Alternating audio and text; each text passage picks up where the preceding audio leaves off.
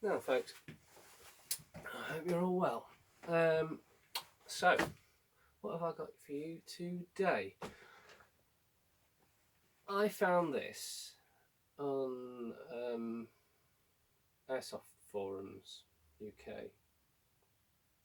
It is a KWC / Cybergun 1911. It is the National Match version of the gun. The Cybergun did do various different models of the 1911, but yeah, this is National Match. And through Cybergun, they added the trades, etc. on it. These were produced sort of in the late 90s to early 2000s, these guns.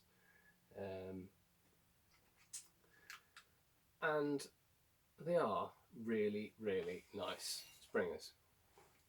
I have covered this springer before, to be honest, but it was a modern version sold under KWC, so it didn't have any of the trades, and it has a bit of a different finish to it. This particular gun is obviously a bit beat up and old. The finish, as standard, is kind of a parkerized grey finish to it, but I did my typical rubbing it back a little bit and add in a bit of sheen and some dry brush effects on it. The weight in the hand is very nice. You'd be quite easily mistaken if you picked it up to think it was a gas blowback pistol, but it's not.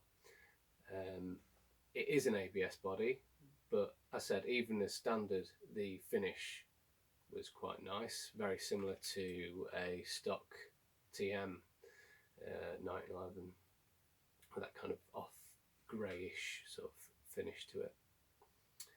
Very weighty. I'd say it could even be weightier than stock TM 1911, and it just feels really solid. Magazine is full metal magazine, and it holds 12 BBs. It is an open top type feed.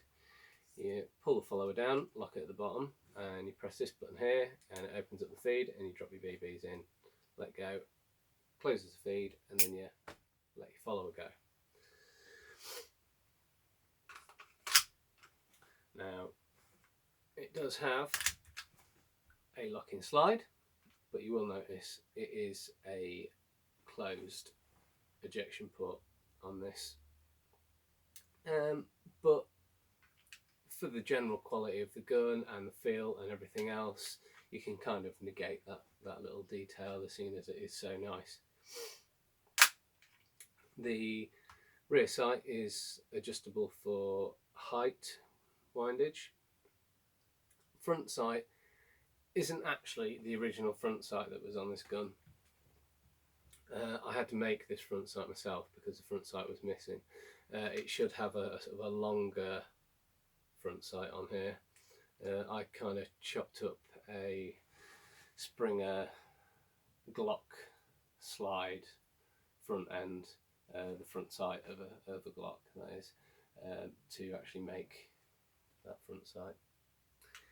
As you can see, the hammer is functioning, and it does have a ambi safety on there. The beaver tail is a functioning beaver tail. It does safety the gun. There's a very nice pop to it. Cocking action is incredibly smooth. Unlike a lot of guns, you can tell when they run out of BBs. Obviously you can with this because it's got the slide stop on there, but if it didn't have the slide stop, it's that smooth in the action and how it picks up the BBs. You can't tell actually when it's feeding rounds or not. Downside of these KWC guns is the hops in them. Most of the time they are set to hop 2s. Sometimes they don't do that so well.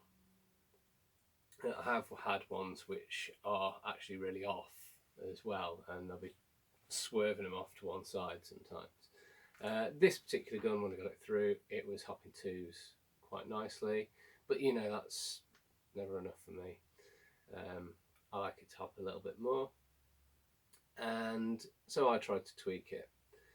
Anyway, long story short, it now hops 4s because it would hop nothing in between. It either hop 2s or I could make it hop 4s, and I thought I'll stick with the 4s. As standard, it hopped 2s reasonably accurately. I would say about 30-35 meters ish. Now it's hopping the 4s. It's hopping them about excuse me, about 20-25 meters ish. So for the drop in range, it's negatable for me. It was never that rangy in the first place, and well, it hops 4s now. It does have a it says energy 1 joule max. I don't know what it's kicking out at, but these old springers were actually fairly pokey for the day, sort of towards the sort of the stronger end of the spring pistols. Plenty of metal components on this, like your beaver tail, the main spring housing, the safety, the hammer, the trigger, sights. Well, front sight not anymore, but there we go. Oh yeah, and the slide stop, that's metal as well. The action inside is got a lot of metal parts inside it as well. One thing I will note, I did add these grips off a TM Series 70 grips. These are the standard grip. If you go look at my other video, is kind of a competition grip. Sort of slightly rubberized. It's got sort of a matte finish to it. It's not really rubbery, but it's kind of has that look and feel-ish, but it's not really squishy to the touch. But it adds like a bit of a sort of a lip around the bottom of the grip around here. But I think this particular model looks much classier with the medallion grips, in my opinion. These guns do strip as per what a 1911 would, but you just don't have to place the slide and slide stop in the right orientation to remove it. You can remove it in any position. Be aware that there is a little plunger there and it can drop out. I've made it so this one doesn't drop out anymore. And they see the metal sear, metal back post there to hold the spring guide, and it has a metal outer barrel, etc. in there.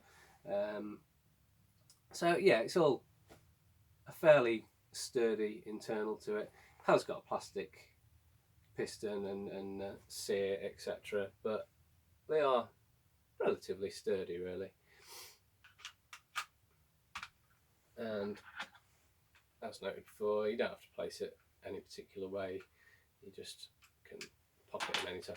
Oh, that's another thing to note. It does have a proper removable barrel bushing and plunger in there as well.